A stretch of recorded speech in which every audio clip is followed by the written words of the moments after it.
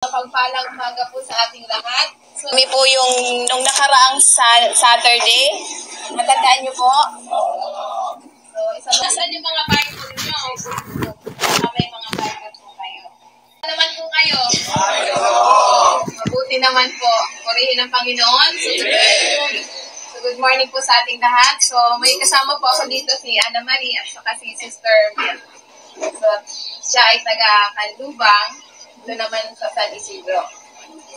So, bago po tayo magsimula, manalangin po muna tayo.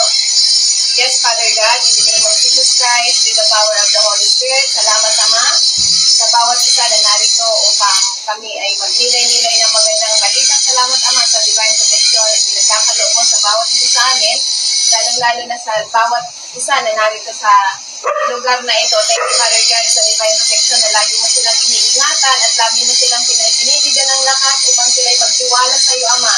Thank you, Father God. Salamat, Ama, sa comfort, sa kaligayahan, sa pag-ibig na ipinadama mo sa bawat isa na narito, Panginoon, na hindi sila mawawala ng pag-asa pagkat umaasa sila sa iyo, Panginoon, na sila ay makakalabas sa lugar na ito, Panginoon, at gamitin mo sila na ikaw lamang ang luwalhatirin, Ama. Thank you, Father God, sa pag-ibig, sa pagmamahal na ibinibigay mo sa bawat isa at sa kanilang pamilya na kinukomfort mo ang bawat isa sa kanilang mga pamilya na hindi mawawala ng pag-asa sa iyo, Panginoon. Thank you, Father God, na ikaw lamang ang mangungusap sa bawat puso ng bawat isa na ma-open ang kanilang spiritual eyes, ears sa iyong salita upang ang bawat isa na narito ay purihin kayo at pasalamatan o hatiin sa pangalan ng Panginoon Kristo na taga-Nazaret. Salamat, Ama, sa divine protection at sa good health, long life, satisfying life, abundant life na in-impart mo sa bawat isa sa lugar na ito, Panginoon, lalo-lalo sa mga nagbabantay dito sa ating kapulisan. Thank you, Father God, sa karunungan, sa wisdom, knowledge, upang ang bawat isa ay nagkakaisa at lagi silang punong-puno ng pag-asa sa bawat isa. Thank you, Father God. Thank you, Lord Jesus. Thank you, Holy Spirit. All the glory and honor to you in Jesus' name we pray. Amen. Purihin ng Panginoon. Pwede po natin buksan ang ating Biblia.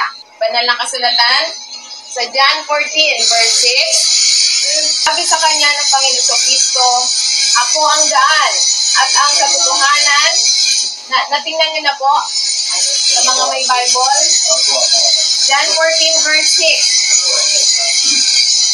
Sabi niya, ako ang daan, ako ang katotohanan at ang buhay. Sino ay hindi makakaparoon sa Ama, kundi sa pamamagitan ko lamang. So ano ang sabi ng Panginoon? Siya daw ang daan. Ibig sabihin siya ang daan para tayo ay makalapit sa Ama. At siya yung katotohanan sa pamamagitan ng kanyang salita na pinapahayag mula sa Biblia. Ito yung katotohanan na ipinahayag ng Diyos na siya ang katotohanan, na ang lahat ng turo niya ay katotohanan. So, ibig sabihin, ang kanyang salita ay katotohanan at sabi niya rito siya ang buhay. So, kaya kapag tayo lumapit sa Panginoon, Jesucristo, bibigyan niya tayo ng buhay. Ibig sabihin, kung ikaw ngayon ay punong-puno ng pagkabalisa, punong-puno ka ng alalahanin, kung ikaw ay lalapit sa Panginoon, bibigyan ka ng buhay, bibigyan ka ng pag-asa, bibigyan ka ng magandang kinabukasan, sapagkat tayo ay naniniwala sa katotohanan na ang salita ng Panginoon ay katotohanan. Sabi niya sa ganyang salita, na ito, na hindi tayo pwedeng lumapit sa Ama kung hindi tayo sumasampalataya sa bugtong na anak na ang Panginoon sa Kristo. Siya ang katotohanan, siya ang daan, siya ang buhay, siya ang katotohanan para tayo ay mapakinggan ng Ama. Siya yung namamagitan sa atin para tayo, lahat ng panalangin natin ay pakikinggan tayo ng Ama dahil ito yung tama yung nilapitan natin. Amen? So yan ang Panginoon na tayo, sa Kanya lamang tayo lumapit dahil siya lamang ang magbibigay ng buhay, siya lamang ang tanging daan para lahat ng gusto natin ay pakikinggan ng Ama. Amen? Yan ang salita ng Panginoon na sinasabi niya sa banal na kasulatan, sapagkat sinasabi nga niya, ang tanong ko sa inyo, kapag kayo may problema sa sakit, sino ang lalapitan nyo? Amen. Praise the Lord. Panginoon. Sino nagsasabing doktor ang lalapitan? Wala? Wala. Amen. Praise the Lord. Supurihin ng Panginoon. At least alam nyo na ang salita na ang lalapitan natin, sinasabi sa banal na kasulatan dahil sabi nga niya siya yung katotohanan. So, ibig sabihin, kapag tayo nagkasakit, ang lalapitan natin ay Diyos, hindi yung doktor. Amen? Amen. So, kaya nga sinasabi niya, tingnan niyo po, sa James chapter 5, verse 14 to 16. Diba may mga Bible po tayo? So, makikita po natin sa Biblia, sinasabi niya, James chapter 5, opo, Santiago 5 verse 14 to 16. Sinasabi niya sa, okay na? Pwede na magsalita? Sinasabi niya sa James chapter 5 verse 14, may sakit baga ang sino man sa inyo? Wala namang may sakit dito, di ba? Amen? Praise the Lord. Sabi niya, kapag may sakit, sino daw ang ipapatawag? Ha? Amen. Praise the Lord. So ngayon, ganito ang nakalagay sa Biblia. Kapag may sakit ang sino man sa inyo, sabi niya, ipatawag ang pinuno sa iglesia at ipanalangin nila siya sa pangalan ng Panginoon. So ibig sabihin, kapag nagkasakit ang tao, sino ang ipapatawag? Ang Amen. So sa pamamagitan ng mga matanda sa iglesia, para mas effective ang kagalingan, kailangan nyo ipatawag ang namumuno sa iglesia tulad ng mga pastor na naniniwala na ang Diyos ang nagpapagaling. Mayroong mga nagtuturo ng salita ng Diyos na hindi itinuturo na sa kanila lalapit. Sinasabi nila sa doktor sila lalapit. Dito sa The Word of God Spirit and Life Ministry, kailangan sa mga pinuno ng iglesia kapag nagkakasakit ang tao dahil ang panalangin ng taong matuwid ay powerful and effective. Sinasabi niya rito. Kaya sinasabi pa niya sa verse 15, sabi niya rito, ang panalangin ng may pananampalataya sa verse 16, Santiago chapter 5 verse 15, ang panalangin ng may pananampalataya ay magliligtas sa may sakit at ibabangon siya ng Panginoon at kung nagkasala siya ay patatawarin sa Kanya. So, ibig sabihin, ang bunga ng kasalanan, ang bunga ng kung bakit nagkakasakit ang tao dahil sa may kasalanan. So, dahil may kasalanan, kailangan i-confess, ipahayag para gumaling sa ang may sakit. So, kaya ito yung dapat natin gawin kapag nagkakasakit ang tao, kailangan suriin natin ang ating sarili kung saan tayo nagkasala para gumaling agad ang nararamdaman. Yun ang sinasabi na kapag tayo nagkasala, kapag ikinonfess natin ang ating kasalanan, tayo patatawarin at pagagalingin. Amen? Praise the Lord. Kaya sinasabi niya sa verse 16, sabi niya, magpahayagan nga kayo sa isa't isa ng inyong kasalanan at ipanalangin ng isa't isa ang iba upang kayo magsigali. Malaki ang magagawa ng malinis na panalangin ng taong matuwid. Amen? Malaki, makapangyarihan at mabisa ang panalangin ng taong matuwid kapag tayo ay sumasampalataya at tayo ay ipinahayag natin ang ating kasalanan na tayo nagkamali. So ngayon, hindi tayo makakatanggap ng kagalingan, anuman ang kailangan nating kagalingan physical, financial, spiritual. Kung tayo ay may kasalanan, kailangan natin i-confess. Aminin natin ang kasalanan natin para, di ba, kapag tayo nagpapahayag ng kasalanan natin, mas magiging magaan. Mas magiging magaan ang punishment. Amen? Ayan yung sinasabi na kailangan natin i-confess dahil ang Diyos ang magpapatawad sa atin kapag tayo nagpahayag na inaamin natin ang ating kasalanan. Amen? So dahil kapag walang pag-amin, paano tayo patatawarin kung wala tayong pag-amin? Paano tayo patatawarin kung hindi tayo nagpapakumbaba? So paano tayo patatawarin at paano tayo pagpapalain ng Panginoon? Amen? So kailangan natin kung ano yung kasalanan natin para tayo ay mabalaya sa kahirapan, mabalaya sa mga kasalanan, mapalaya kung ano man yung dapat na mapalaya. Naniniwala kayo na papanalalayain kayo dito? Amen! Amen! Praise the Lord! So kapag tayo nag-confess, palalayain tayo. Aminin natin ang ating kasalanan dahil tapat ang Diyos na kapag tayo umamin sa ating mga kasalanan, siya'y tapat at tayo lilinisin niya sa lahat ng ating kalikuan. Mababasa natin yan sa John, 1 John, chapter 1, verse 9. Kapag tayo nagtatapat sa ating mga kasalanan, tayo patatawarin at tayo lilinisin niya sa lahat ng ating mga kasalanan at sa pamamagitan niya, tayo ngayon ay pamilya na ng Diyos. Amen? Kung hindi tayo magiging pamilya ng Diyos kung may nananatiling kasalanan sa atin. Amen? So dapat walang mananatiling kasalanan sa bawat isa sa atin. Dahil sinasabi nga niya, kung tayo ba ay nabibigatan na sa ating mga pasanin.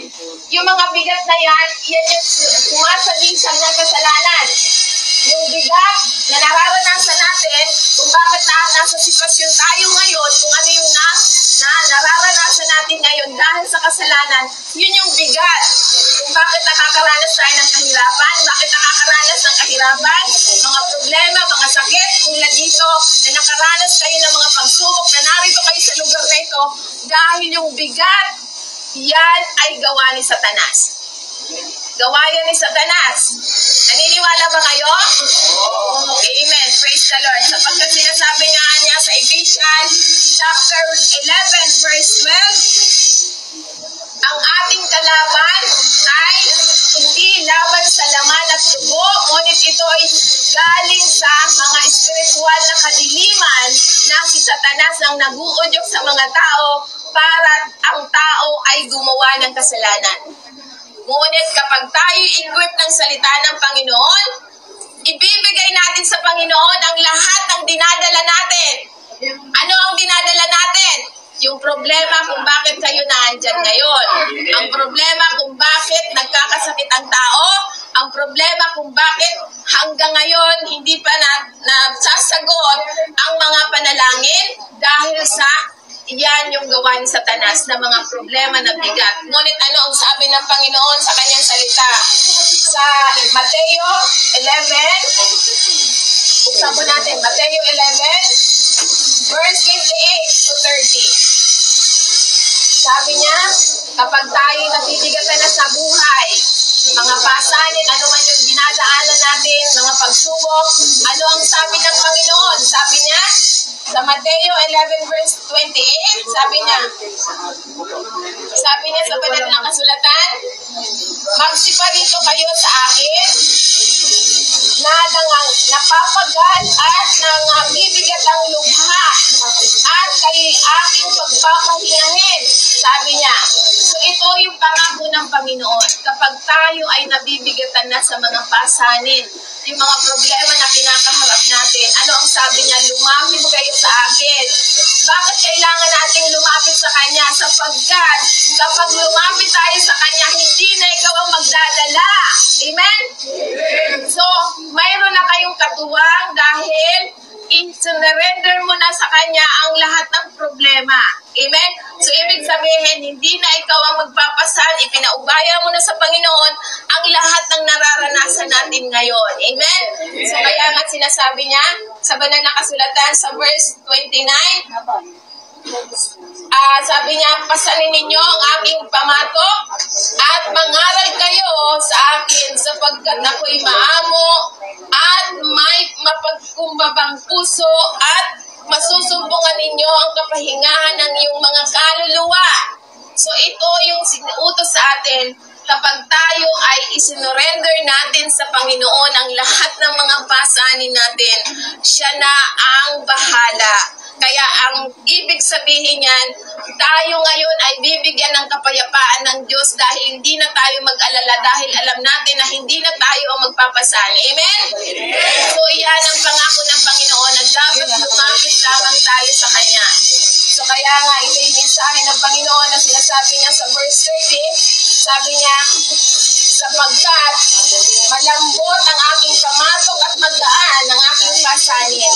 So, ibig sabihin, magaan ang pasanin ng Panginoon kapag tayo ay pinanghahawakan natin ang salita ng Panginoon ito yung magbibigay kapangyarihan, ang banal na Espiritu Santo upang kumilos siya sa buhay natin dahil tayo sumasampalataya sa salita ng Panginoon. Amen? So ngayon, wala na tayong pasanin. Amen? Dahil isinurrender na natin sa Panginoon ang lahat ng ating pasanin. So ano man yung mga pasanin niyo sa buhay, i-surrender natin. So kung ano man yung kaso nyo, idulog natin sa Panginoon. Dahil walang imposible sa Panginoon kapag tayo ay nagtitiwala na siya ang magbibigay sa atin ng kapahingahan ng ating isip, puso at katawan para tayo ay ang kailangan lang natin na tayo maniwala sa Kanya. Dahil sinasabi niya kapag tayo naniniwala sa Kanya, magkakaroon tayo ng kapahingahan.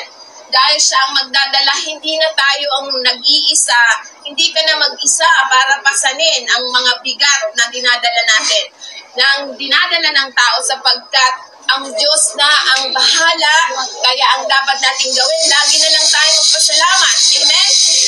Dahil sinasabi niya sa banal na kasulatan sa Philippians 4 verse 6, sabi niya, huwag kayong mabalisa sa anumang bagay. Philippians 4 verse 6, sabi niya, huwag kayong mabalisa sa anumang bagay, sa pamamagitan ng panalangin ng may pasasalamat, ipaalam natin sa Diyos anuman ang ating mga kahilingan. Amen? Amen. So kaya ipaalam natin sa Diyos. So yan ang magandang balita na ipinahid ng Panginoon sa bawat isa sa atin na tayo binibigyan ng privilege para tayo ay maging kapamilya niya. So kapag kapamilya niya, ibig sabihin, naniniwala tayo sa Panginoon sa Kristo na siya ang tagapagligtas sa bawat isa sa atin. So kaya dahil dito, sinasabi natin niya na kung tayo sumasampalataya sa Kanya, ipapahayag natin sa ating mga bibig na tayo sumasampalataya na siya ay namatay at muling nabuhay para sa mga patay, tayo'y maliligtas. So naniniwala po tayo dyan? Amen! Amen! Praise the Lord. So purihin ang Panginoon. So kaya iyan yung magandang balita na ipinahid sa atin. So may nadagdag ba dito? Mula nung last week, di ba? Second week namin ngayon. Mayroon po. So ngayon po, mayroon po lang nagdagdag. So ngayon, kung gusto po natin maka-experience tayo ng kalayaan mula sa kahirapan, lahat sa mga problema, so papasukin po natin ang Panginoon sa ating buhay. So kailangan natin papasukin siya sa pamamagitan ng panalangin. Lalo na yung hindi nakapakinig nung last week. So yung bago, pwede niyo pong sundan. Kung nasundan niyo na, kayo magpasalamat na lamang po na kayo ay pamilya ng Panginoon. So ginagawa ko po ito sa tuwing mayroon pong pahayag dahil kailangan natin na papasukin natin ang Panginoon sa ating buhay para tayo maging pamilya ng Diyos sapagkat sinasabi nga niya na ang sino mang tumanggap sa kanyang bugtong na anak ay pinagkalooban niya ng karapatang maging anak ng Diyos sa pamamagitan ng pagpapahayag ng pananampalataya. So ngayon ipapahayag po natin ang ating pananampalataya sa pamamagitan ng dasal na ito. Sa panalangin ito, sundan po natin. Sa mga gustong sumunod, kung nasundan nyo na nung nakaraan, okay lang. So, manalangin po tayo, sundan po natin ang panalangin ito. Heavenly Father, maraming salamat sa pagpapadala mo na iyong bugtong na anak na siya ay namatay at muling nabuhay para sa aming mga kasalanan. Panginoong Hesus, patawarin mo ako sa aking mga nagawang kasalanan sa isip, sa salita, at sa gawa. Simula nung ako'y isilang hanggang sa ngayon. Sinasadya man ito or hindi sinasadya, salamat sa pagpapatawad mo sa aking mga nagawang kasalanan. At tinatanggap kita bilang aking Panginoon at tagapagligtas ng aking buhay. Simula sa oras na ito, ikaw na ang nagmamayari ng aking buhay at mamuhay ako ayon sa iyong kalooban. Isulat mo ang aking pangalan sa aklat ng ng buhay. Ito ang aking dalangin. Sa pangalan ni Jesus. Amen. Praise the Lord. So, purihin ang Panginoon. So, palakpakan po natin ang ating mga sarili. Tayo ngayon, pamilya ng Panginoon.